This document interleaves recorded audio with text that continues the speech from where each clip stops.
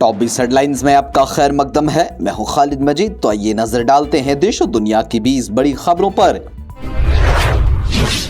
Jammu Kashmir national conference के सदर और साबिक वजीर आला डॉक्टर फारूक अब्दुल्ला ने जम्मू कश्मीर का रियासती दर्जा फौरी तौर पर बहाल करने का मुतालबा दोहराते हुए खबरदार किया कि अगर इस मामले में मजीद ताखीर की गई तो पार्टी सुप्रीम कोर्ट की तरफ करेगी रुजू। वज़ीर आला उमर अब्दुल्ला ने मशरिकी वस्ता की बढ़ती कशीदगी पर गहरी तशवीश का इजहार करते हुए उम्मीद जाहिर की कि इसराइल और ईरान जल्द एक दूसरे पर हमला करना बंद करें और मामलात को मुज़ाकरात के जरिए करें हल। मरकजी वजीर दिफा राजनाथ सिंह को हफ्ते के रोज उधमपुर में शुमाली कमान के सदर दफ्तर पर जम्मू कश्मीर की मौजूदा सिक्योरिटी सूरत हाल, सरहदी इलाकों की सलामती, इंसदाद, दहशतगर्दी कार्रवाइयों और आइंदा माह शुरू होने वाली सालाना अमरनाथ यात्रा के सिलसिले में आला फौजी क़ियादत ने दी तफसीली ब्रीफिंग।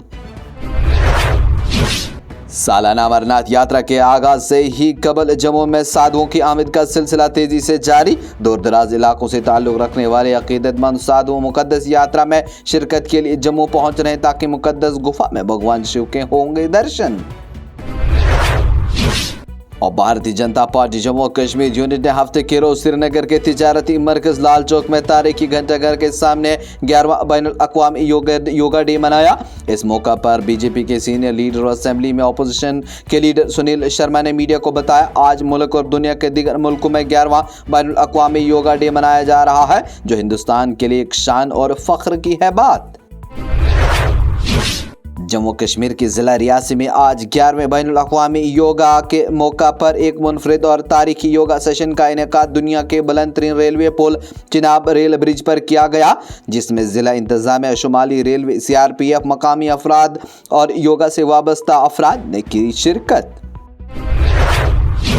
वादी कश्मीर में गर्मी की शदीद लहर ने जहां दिन के दौरान लोगों का हाल बेहाल कर दिया, वहीं रातों की नींदें भी की हराम। कश्मीर वेदर के मुताबिक श्रीनगर में गुज़श्ता रात का दर्जा हरारत 23.2 डिग्री सेंटीग्रेड रिकॉर्ड हुआ, जो कि माह जून में गुज़श्ता 134 सालों में चौथा अब तक का सबसे ज्यादा शबाना दर्जे हरारत हुआ रिकॉर्ड।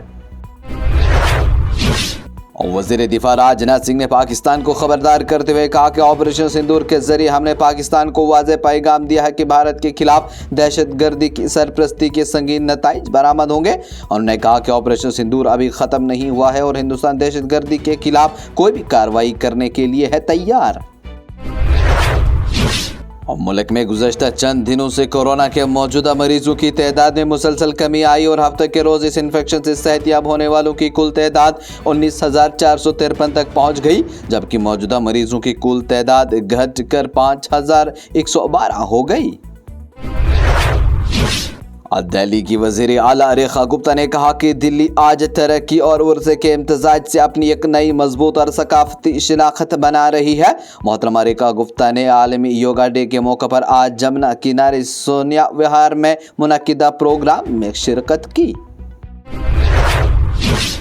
वज़ीर आज़म नरेंद्र मोदी ने योगा को पूरी दुनिया के लिए अमन, हम आहंगी और सेहत की तहरीक बनाने की अपील की। उन्होंने विशाखापट्टनम में मुनक्किदा योगा के आलमी दिन के मरकजी प्रोग्राम से खिताब करते हुए कहा कि हिंदुस्तान योगा को फ़रोग दे और इसमें मौजूद तरीके से साइंस को जदीद तहकीक के जरिए आगे बढ़ाया जाए। ईरान में फंसे हिंदुस्तानियों को निकालने के लिए चलाए जाने वाले ऑपरेशन सिंधु के तहत कई और परवाजें दिल्ली पहुंच गई।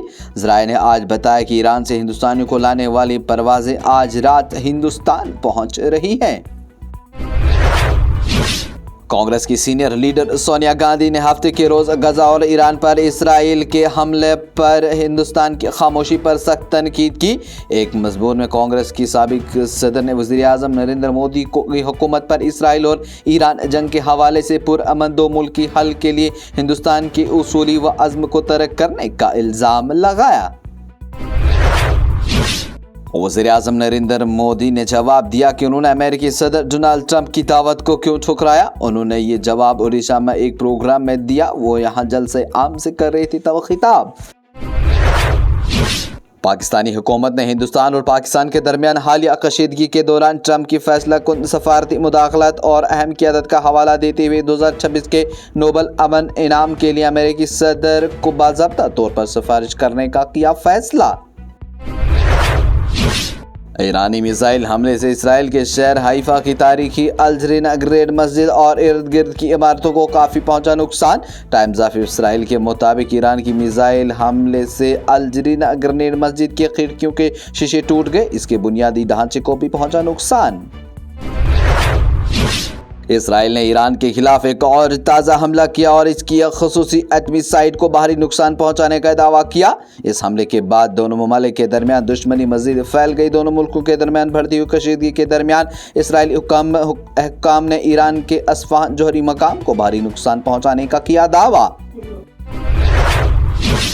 ईरान के वज़ीर ख़ारिजा अब्बास अराग़ची ने इसराइल के साथ जारी तनाज़े के दरमियान अमेरिका को बराह रास्त वार्निंग दी। उन्होंने कहा कि अगर अमेरिका इस जंग में बढ़ चढ़कर हिस्सा लेता है तो ये सब के लिए इंतहाई ख़तरनाक साबित होगा। उन्होंने कहा कि अमेरिकी सदर डोनाल्ड ट्रंप फौजी मुदाखलत पर गौर कर रहे हैं। ये इंतहाई है अफसोसनाक।